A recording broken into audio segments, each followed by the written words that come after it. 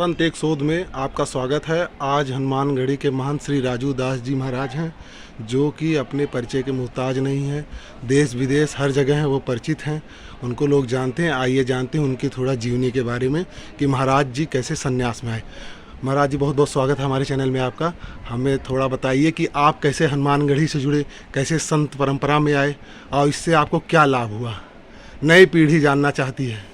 पहले तो मैं अपने माता पिता को प्रणाम करता हूँ। इस धरा पे लाने वाले वही आज यहाँ हैं, तो उन्हें माता पिता की कृपा है कि हनुमान जी के शरण में। दूसरा, हनुमान जी महाराज की अति कृपा है, अति कृपा है, अति कृपा है कि हनुमान जी महाराज ने अपने शरण में रखा जी। शरण के साथ गुरु महाराज को धन्यवाद है जिन्होंने अपने चरण में रखा, और चरण में रखा तो इसके नाते हनुमान जी के शरण में है। और हनुमान जी के शरण में है तो हनुमान जी के शरण के माध्यम से समाज, राष्ट्र, सनातन संस्कृति, समाज में समन्वय, समाज में ऊंच नीच की भेदभाव खत्म हो, समाज में सामंजस्य, समानता स्थापित हो। इसके नाते हम लोग बाल्यकाल में ही माता पिता ने हनुमान जी को दिया, तो हनुमान जी के शरण में थे। आज शुरुआत विद्यार्थी परिषद, विश्व हिंदू परिषद, बजरंग दल, ऐसे करके संघ विचार परिवार से जुड़कर हमने समाज की सेवा के लिए कार्य किया। अब देश और दुनिया के बीच में सनातन पे कार्य कर रहे हैं।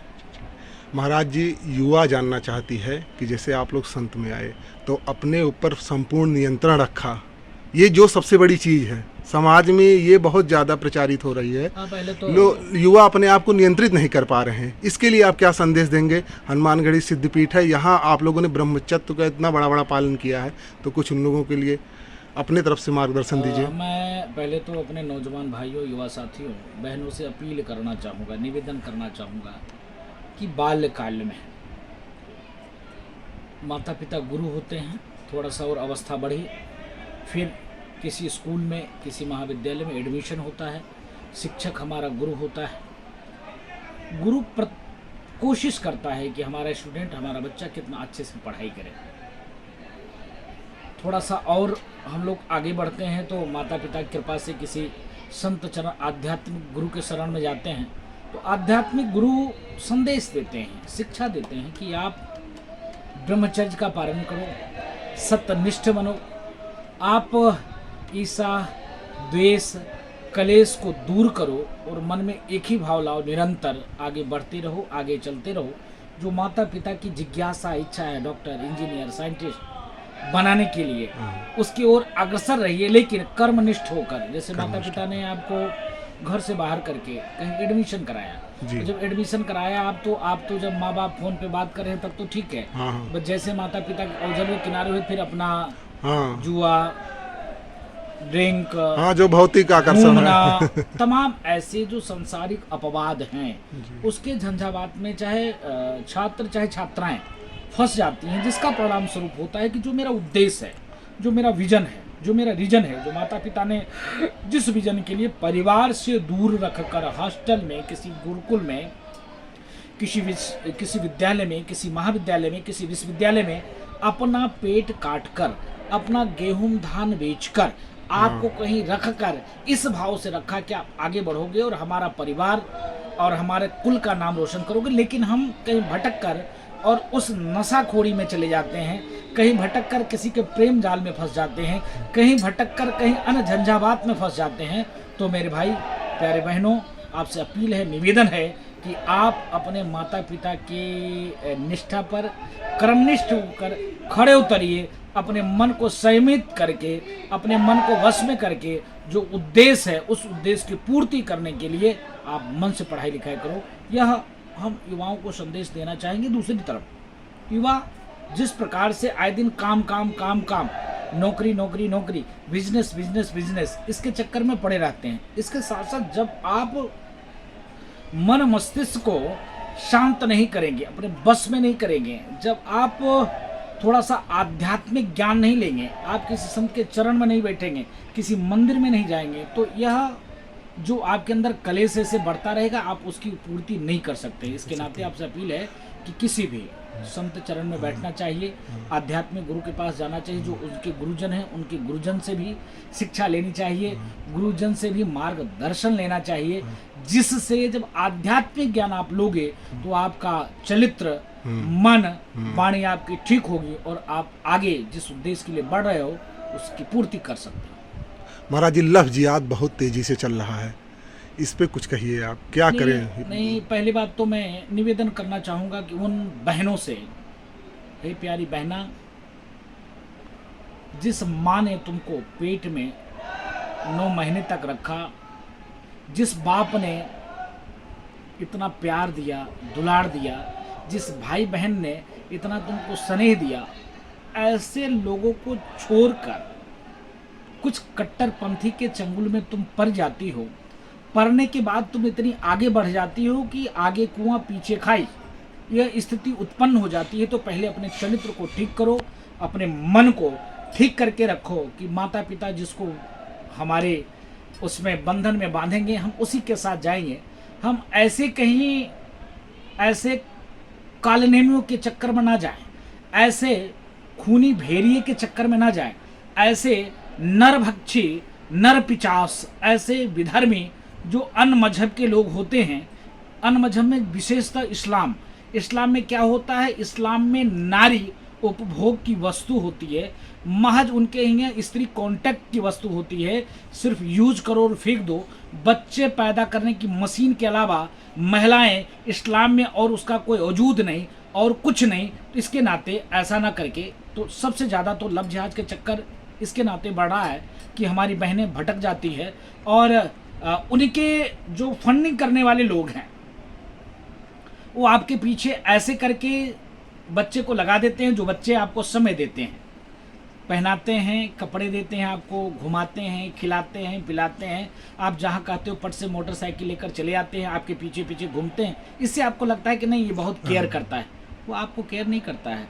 आपकी जो सौंदर्य है, आपका जो यौवन है, उसका दोहन करना चाहता है। उसके साथ साथ वो ऐसे वीडियो, ऐसे फुटेज लेने के बाद आपको ब्लैकमेल करता है, आप उसके झांसे में पड़ जाती हो, यहाँ तक कि आप परिवार का गहना लेकर भाग जाती हो, यहाँ तक कि अपने परिवार को लात मारकर आप उसके साथ चली जाती हो। उसके बाद होता क्या है, 56 टुकड़े, 72 टुकड़े, 35 टुकड़े, 26 टुकड़े, पीट कर 40 छुरे मारना, उसके बाद ईंटे से कूच कर मारना, उससे भी नहीं होता तो गला काट देना। यह स्थिति आपको झेलना पड़ता है। अच्छा महाराज जी, योगी जी जब से यहाँ इनका शासन हुआ है, एक संत का शासन, तब से प्रदेश में आपके हिसाब से क्या सुधार विशेष हुआ जिससे संत समाज के अंदर भी एक उत्साह आया है और संत समाज को राजनीति की बागडोर बढ़ चढ़ के संभालनी चाहिए? महाराज जी नहीं, देखिए संत के लिए पूरा समाज ही उसका परिवार होता है। साधु के लिए क्या है, ये मंदिर है, आज हम हैं, कल किसी और लोग यहाँ का महंत होगा। हमने तो पैदा किया नहीं, हमारा ब्लड रिलेशन तो चलता नहीं है, मंत्रगत रिलेशन चलता है। कोई भी आके यहाँ रह सकता है, कोई भी सेवा कर सकता है। तो अपना क्या है, अपना तो कुछ है नहीं, अपने को लेकर तो जाना नहीं। इसके नाते संतों को राजनीति की स्वच्छता और ठीक करने के लिए इन कालनेमियों भेड़ियों से, इन नेता जो कालनेमी भेड़िए टाइप के जो नेता हैं, जो लूट, हत्या, बलात्कार, व्यभिचार, इतने केस, इतने इनके ऊपर गुनाह, फिर भी वो सफ़ेद पोश पहनकर और जो रात दिन मेहनत करके पढ़ाई करता है, IAS बनता है, वो जाके सलूट उनको मारते हैं।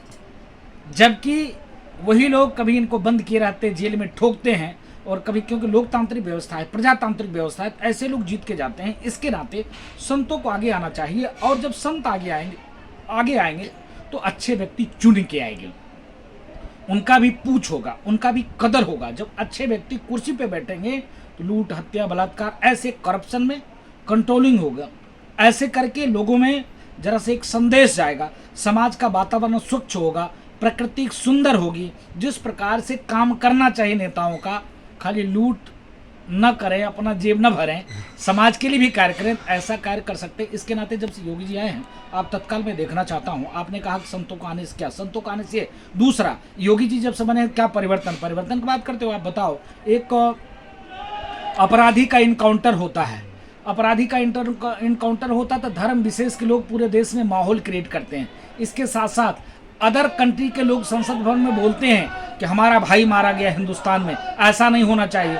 जब बात करते हो आतंकवादी के मारे जाने पर ऐसा भाव एक धर्म विशेष के लोग करते हैं, लेकिन उत्तर प्रदेश में चू तक नहीं होता है, किसी की मजाल नहीं कुछ बोलने का। नंबर 1, जो उत्तर प्रदेश जहां पर अधिकतर आतंकवादी मानसिकता के लोग हैं, मुस्लिम, यहाँ इस्लाम के मानने वाले अधिकतर आतंकवादी मानसिकता के लोग हैं। आप कहोगे बाबा ने विवादित बयान दिया, मैं पूछना चाहता हूं, अधिकतर उत्तर प्रदेश में इस्लाम को मानने वाले आतंकवादी मानसिकता के लोग हैं, कहीं न कहीं आतंकवाद से प्रेरित हैं, कहीं न कहीं विश्व में व्याप्त आतंकवाद में उनका उसमें कुछ न कुछ योगदान है, प्रशय उनको मिलता है। आप देख सकते हो कि अभी तत्काल में बकरीद बीती, बकरीद में उत्तर प्रदेश के यशस्वी मुख्यमंत्री ने कहा था सार्वजनिक स्थल पर कहीं पर भी ऐसे कार्यक्रम नहीं होंगे, हल्ले दंगे नहीं होंगे, असलाह नहीं लहराए जाएंगे। कहीं कुछ हुआ, शांतिपूर्वक बीत गया। यही था प्रदेश। आज से 7 साल पहले ये दंगा प्रदेश कहा जाता था, 5000 से ऊपर दंगे होते थे जी। और आए दिन बवाल होता था। लेकिन आज कहाँ कुछ हो रहा है, शांति है, अमन है, चैन है।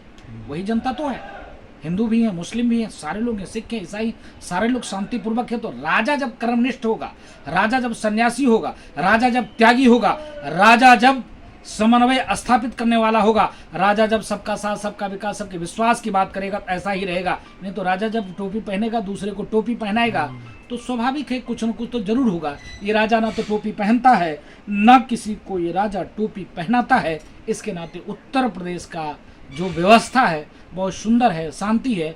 और ऐसे ही मैं तो निवेदन करना चाहूँगा, आने वाले भविष्य में देश के प्रधानमंत्री माननीय योगी जी महाराज को बनाया जाए आने वाले भविष्य में, जिससे पूरे देश की व्यवस्था ठीक हो। संत समाज क्या चाहेगा योगी जी से? नहीं, संत समाज ये चाहता मतलब है, कुछ विशेष संतों के लिए? नहीं, कुछ विशेष संत नहीं, हर संत समाज यही चाहता है कि उत्तर प्रदेश का वातावरण ठीक हो, मठ मंदिर जो गिरे हैं, पड़े हैं, टूटे हैं, उसका पुनरुद्धार हो।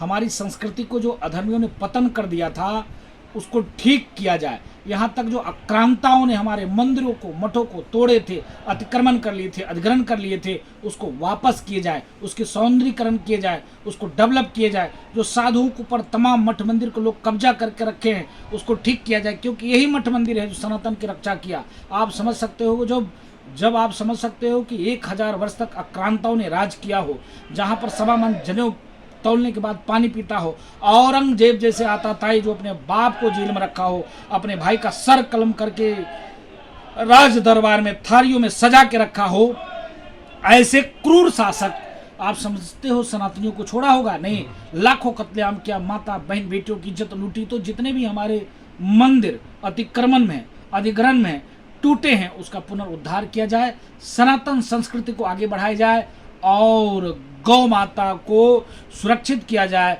और उत्तर प्रदेश में रामचरितमानस बैन करने वाले, प्रतिबंध करने वाले, जलाने वाले को फांसी होनी चाहिए।